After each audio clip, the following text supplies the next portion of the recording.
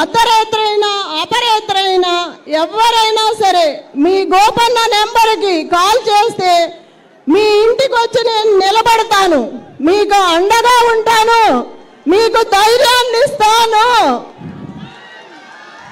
మీ ఇంటి ఆడబిడ్డలా నన్ను ఆశీర్వదించండి, మీకు తోడుగా ఉంటాను. ఎవ్వరికీ భయపడాల్సిన అవసరం లేదు.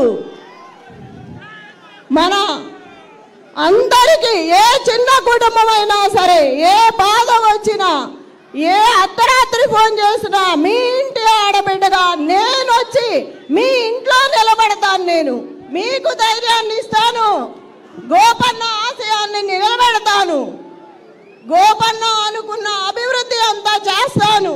ఎవ్వరికీ భయపడాల్సిన అవసరం లేదు. నేను మీకు ఎప్పటికీ అండగా ఉంటాను.